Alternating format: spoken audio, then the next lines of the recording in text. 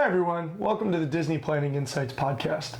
Today we're going to be looking at Animal Kingdom, and we're going to start with the left side of Discovery Island and move our way into a couple of the different themed areas. This is Disney Planning Insights.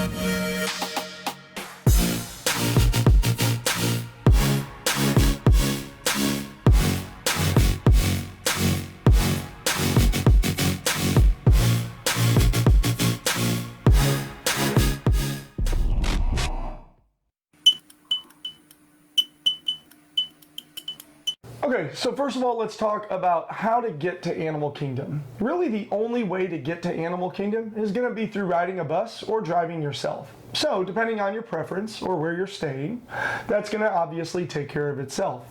So, heading into Animal Kingdom, if you arrive by bus, what you're going to do is basically walk to the end of that, and the paths will slowly converge and bring you around to the left. If you park, you'll either be able to walk up towards the entrance or ride one of those little trams. As you come into the entrance area, you're going to get to security. Security at Animal Kingdom is relatively straightforward. As you walk your way towards the entrance, the security tables are just kind of in a line, and you'll slowly work your way through the metal detector area. A quick tip is if you pay attention, a lot of times there are some lines around to the right hand side, and those lines are going to be significantly shorter than the ones that are straight ahead. So just a quick tip on heading in: if you're in a hurry or don't want to wait in line, head around to the right and just go a little bit further down, and you should be able to find a line that's got a lot less people.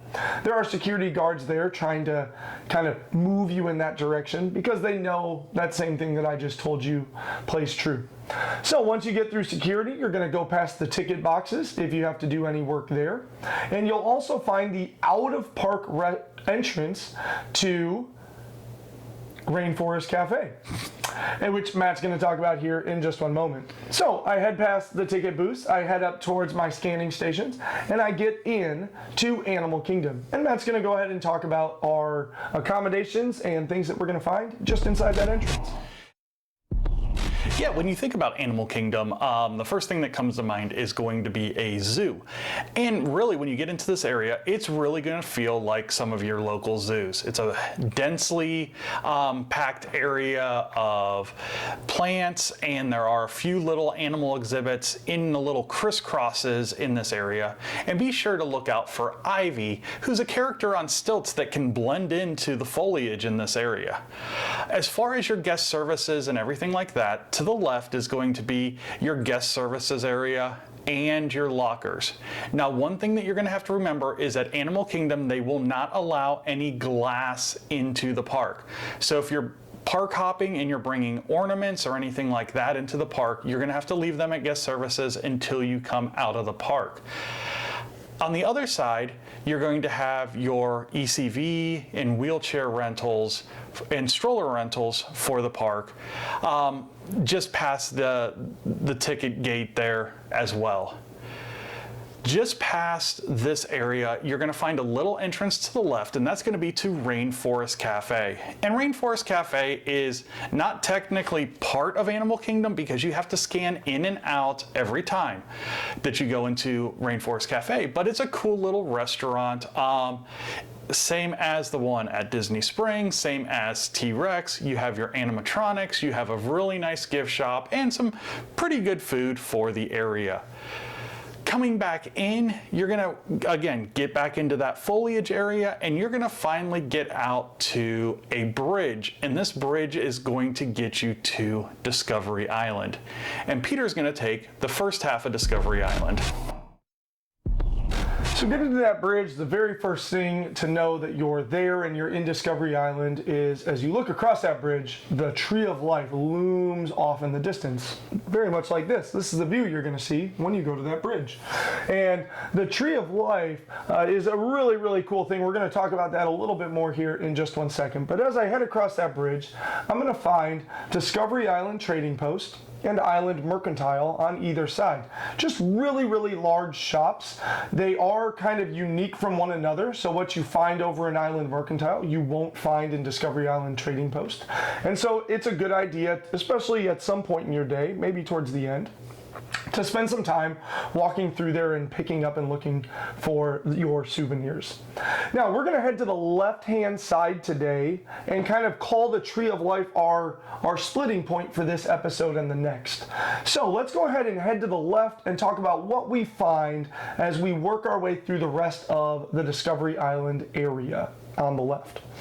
Basically what we find is we find some restaurants. So if we head down to the path to the immediate left, we're going to find a couple of restaurants. The first one being Tiffin's. Tiffin's is a signature dining experience, and in my opinion it is some of the best food on Disney property, but you do have to have a willingness to explore unique flavors. Let's put it that way. Because the menu there is inspired from different areas of the world. You'll find some African-inspired dishes, some Mediterranean-inspired dishes, because Imagineers went out to all these areas and gathered inspiration for the menu as well as the decor from local villages in various regions around the world. And so different rooms in Tiffin's pay homage to where those Imagineers explored and visited. I had the unique experience of being able to talk to sort of the curator of the exhibit within the restaurant, who was responsible for keeping things looking amazing. And so that was a really cool experience for me. Just to the left of Tiffin's entrance, you're actually going to find Nomad Lounge. And Nomad Lounge offers drinks as well as a sort of like a bite-sized smaller menu of some of the appetizers and dishes that are inside of Tiffin's. So if you're not necessarily looking for the big price tag and the big sit down, maybe go snack on some of those delicacies out at Nomad Lounge, sitting on the side of one of the little rivers there in Animal Kingdom. It's a very picturesque setting, very laid back and relaxing. If I head to the right of Tiffin's, I'm going to find Pizza Safari. It is exactly what it sounds like. It is pizza. It's a family-style restaurant where if you get a reservation there, you're going to find a whole bunch of pasta and a whole bunch of pizza. It's a really good place to get full. Let's put it that way, right? Kind of carbo load. So good experience, especially if you have kiddos that are big fans of pasta or pizza, which of course are family favorites. Just past that, you are going to find, there's like a fancy name for it, but let's just call a spade a spade. You're going to find Starbucks over to the left-hand side just before you head up the path towards Africa. And so Starbucks is there on the left, and just to the right of that is sort of a secret little area. It's a pathway to the Tree of Life garden, which I really recommend that you spend some time in, especially if this is your third, fourth, fifth time to Animal Kingdom and you're looking for some new things. You probably overlooked that pathway titled Tree of Life Garden, and that brings you right up to the roots of the Tree of Life yourself. And Matt and I have some photography there and some other things of us finding that on our trip down to Animal Kingdom together. So yeah. That's pretty much it for the left-hand side of Discovery Island. And if we go just past Starbucks, we'll go ahead and walk across that bridge and we'll head into arguably Matt's favorite area of Animal Kingdom, and that's going to be Africa. All right, so as we come across the bridge out of Discovery Island, we're going to get to Harambe. And Harambe is the setting for Africa. In the African area of Animal Kingdom, you're going to find a restaurant, you're going to find a marketplace, you're going to find a couple of really cool attractions. So let's just start with the first attraction that's going to be to the left, and that's going to be a celebration of a festival of the Lion King. This is a Broadway style show that is tucked into a theme park. And Disney does a really good job of putting these in here, but this is a step above even most of the good shows over at Hollywood Studios. Fantastic actors. If you've seen anything about the Lion King play that was on Broadway, they incorporate a lot of those costumes and elements to this show as well. Outside of a festival of the Lion King is Dawa Bar. If you want to stop and get a quick concoction so you can wait in line, this is a great place to get it. Once you get out of Dawa Bar, you're going to head over towards the Tusker House area. And Tusker House is a sit-down restaurant with character meet and greets. Mickey and Minnie and Donald and Goofy in their safari attire. Be sure to ask Goofy about driving the Kilimanjaro safari trucks. It's a really good, fun answer. Speaking about those safari trucks, as we work our way back towards the back of Africa, we're going to work our way through a little marketplace area with some shops and a couple of bathroom areas and get to Kilimanjaro Safaris.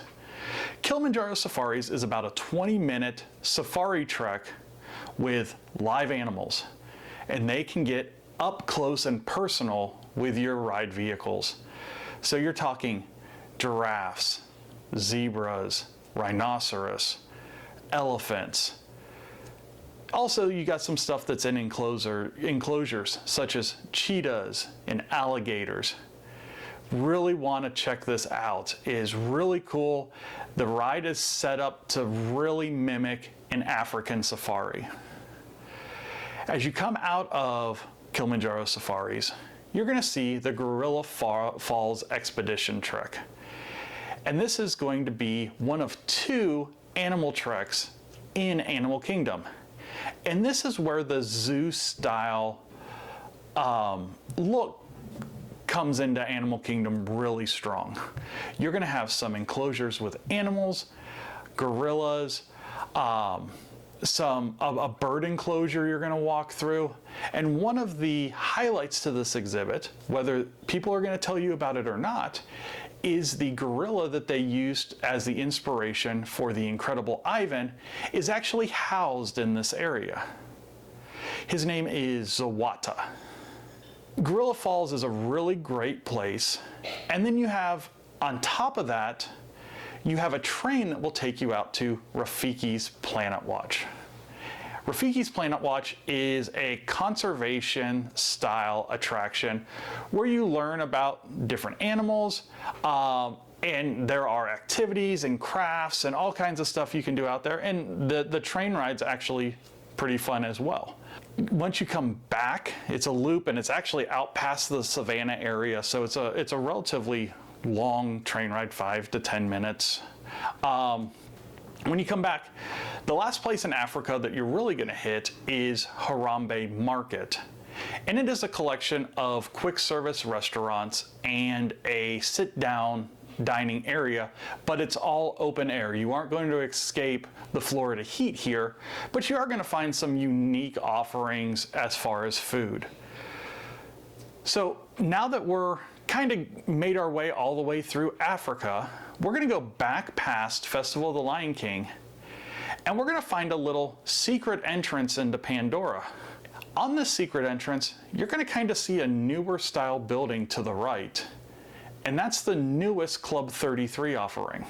If you're lucky enough to be a Club 33 member, this is where you're going to go. For those of us that aren't, we can just look and wave, because there's a big glass window in the front where the Club 33 members can see the peasants walking by. But we're going to take the big long bridge along the river that goes all the way around Discovery Island, and we're going to get you into Pandora, and Peter's going to talk about Pandora.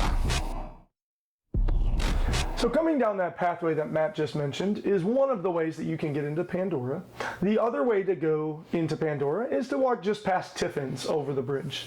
Regardless, either way and whichever path you come into Pandora, the remarkable thing is, as you get closer and closer to it, this world drifts away and the world of Pandora rises around you. From the sounds of the wildlife to the look of the scenery and the foliage, again, Disney Imagineers have done a fantastic job here of making this world disappear and bringing in something that's very unfamiliar and intriguing and exciting all at the same time. So let's go ahead and talk our way around the world of Pandora, and let's go ahead and start coming past Tiffin's, as that might be the more common way of coming in. So coming up that left-hand path, if you just continue that forward, you're going to find one of the first rides here in Pandora, and that is Navi River Journey. The standby queue line is wonderfully themed. It's very unique. It offers information about plants and animal species that are found in the Valley of Moara. However, I do prefer to take a fast pass on this one if possible, because waiting for that line for this ride is just not something that's worth it, again, in my opinion. But the ride itself is a wonderful ride. It's a dark boat ride with plenty of bioluminescence and fluorescence, so lots of stuff glows, lots of stuff is, spinning around and moving around. You get to see all these different animals and plants of the Valley of Moara, and it culminates in the shaman singing you some various tribal songs of the Navi. So a really great ride, but it is a relatively short ride, which is where my cost benefit comes in that I just kind of talked about. Coming out of Navi River Journey, we're going to be amazed by the breathtaking sight of the waterfalls falling from the islands that are floating above. A gentle mist can spray across the walkway and cool you off on a hot summer day. And we can head into the rest of the Pandora area, maybe listen for the drummers beating out just by the entrance to Navi River Journey, or continue walking down that pathway towards the entrance of the other ride here. And that ride is arguably the flagship of Animal Kingdom at this point, and it's called Flight of Passage. There it is right there.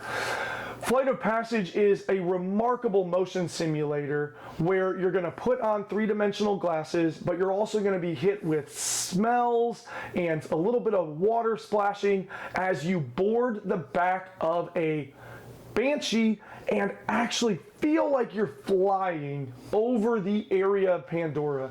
The first time I rode this ride, I was beyond myself amazed. So again, not to steal too much of the ride experience, but just remember, Siva Co. rise to the challenge. It is a wonderful ride. You do not want to go to Animal Kingdom without riding this ride.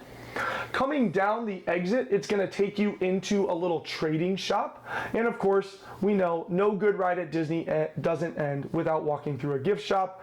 And in this area, you're going to be able to adopt your own pet Banshee that has a little remote control that kind of moves its head and opens its mouth and things like that. Lots of different color patterns to choose from there. So good luck getting through there without putting one of those on your kiddo's shoulder. As well as some other unique memorabilia not really found anywhere else, because at the end of the day, this is the Pandora gift shop where you're going to find the most of the Pandora merchandise. Just outside of there, we have two more things to talk about here in the Valley of Moara. The first of which is Satouli Canteen. Satouli Canteen is one of my top two favorite quick service restaurants in Animal Kingdom. And what you get to do at Satouli Canteen is you get to build your own power bowl. So you get to pick the protein, which can be chicken or beef or both, or shrimp as well. You can then also pick your base, so you can choose from noodles or sort of a sweet potato hash or rice or beans, and then you also get to pick your sauce, and the sauces range from creamy to vinaigrettes and all of these great things. If you're afraid of putting together the wrong concoction, there are recommendations listed in there that say this goes good with this sauce and things like that, or just simply ask a cast member for some of the more common things. But by all means, if you're adventurous, throw whatever you think sounds good together and just see how it blends in the bowl. In there are also a couple of unique beverages, Grog's Ale and Moara High Country Ale, and you can also find the Night Blossoms there as well. And a Night Blossom is a smoothie with a couple different flavors and some of those boba balls, so a really big hit with the kiddos.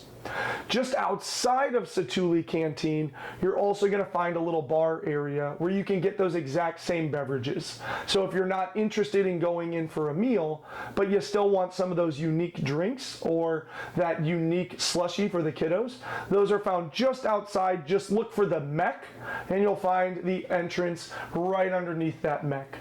So Pandora is a remarkable addition to Animal Kingdom, something that absolutely delights and is remarkable and just fantastic as you see those floating islands. But that's about it for the end of today. So we're going to go ahead and head back and just kind of talk through this episode before moving on. So yeah, as you can see, there is a lot to do when it comes to Pandora and Africa. These two areas offer a ton, not only on the ride side, but one of the best shows on any Disney property in celebration of the Festival of the Lion King. That's the longest title of any show anywhere. Celebration of the festival. But yeah, so in our next episode, we're going to be talking about the other side of the park, which is going to include Dinoland USA and the Asia section, which has probably the second favorite ride in Everest. So, you know, there's a lot to still talk about with Animal Kingdom. So stay tuned for that one. Definitely follow us on all of our social media at DPI Podcast over on Facebook, the travel side at PATM Disney Travel on Facebook, and our YouTube page, the Disney Planning Insights Podcast. Again, thank you all for watching, and you guys have a wonderful day.